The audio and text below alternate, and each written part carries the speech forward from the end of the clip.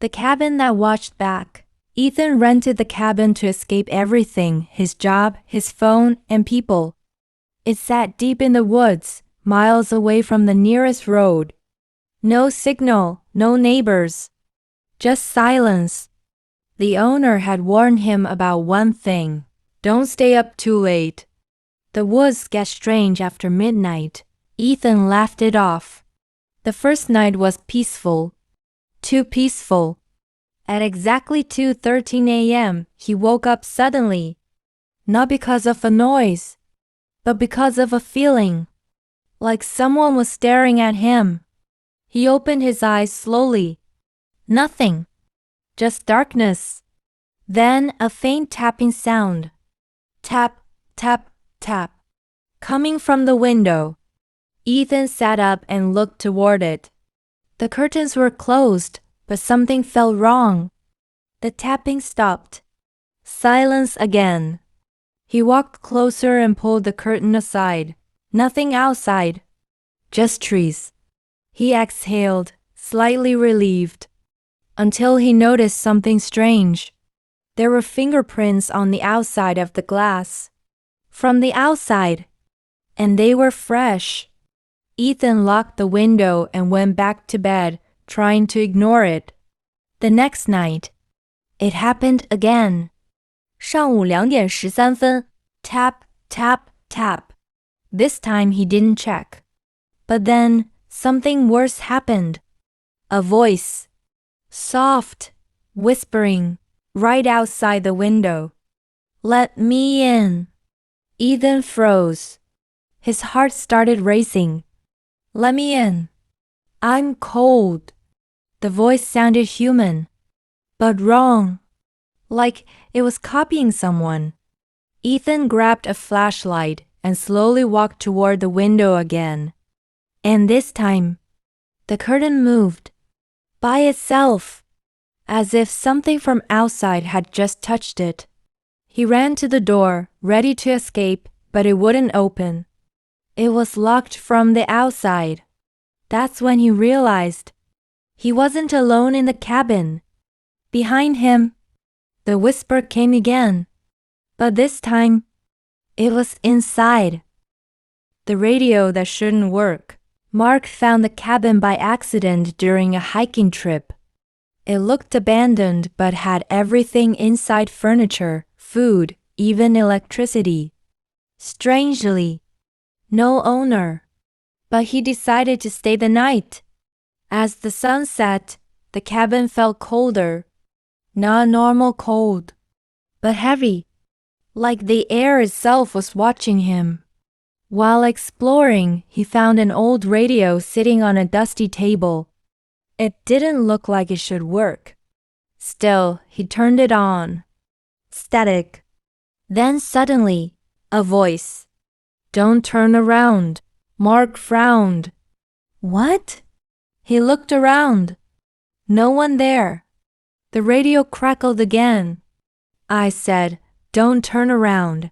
His body froze. The voice sounded real. Not like a broadcast. Like someone was speaking directly to him. Mark laughed nervously. Okay, funny. But then the voice changed. Urgent now. If you turn around, it will see you. Mark's breathing slowed. What will see me? Silence. Then, it's behind you. Every instinct in his body screamed to turn around. But he didn't. Sweat ran down his face.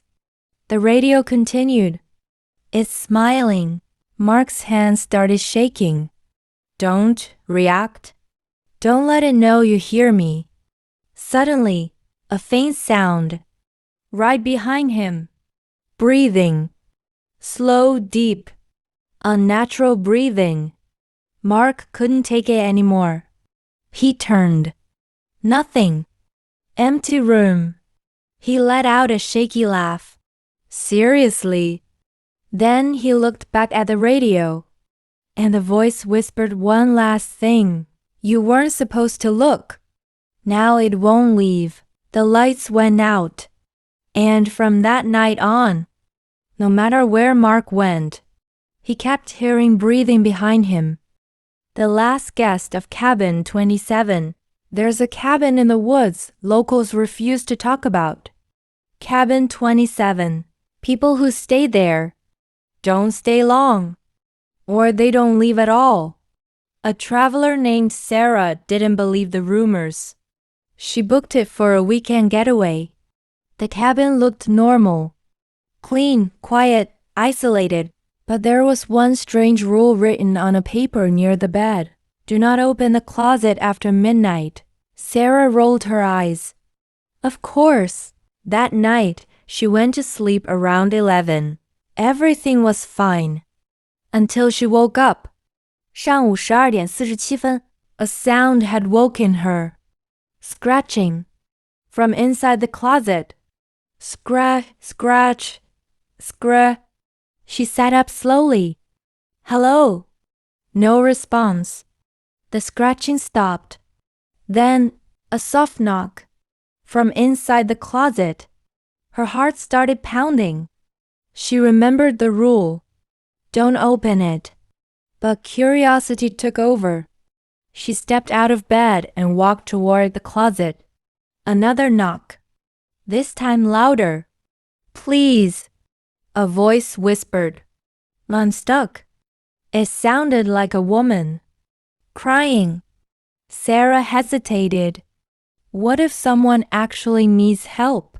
She reached for the handle. Her hand trembled. And then, she opened it. Inside, nothing. Just darkness. She frowned. Hello? Silence. She turned to walk away, and the closet door slammed shut behind her. Hard. The lights flickered. And then, the scratching started again. But this time, it wasn't coming from inside the closet. It was coming from behind her. Slowly, Sarah turned around and saw herself standing in the corner, smiling. But the smile was too wide.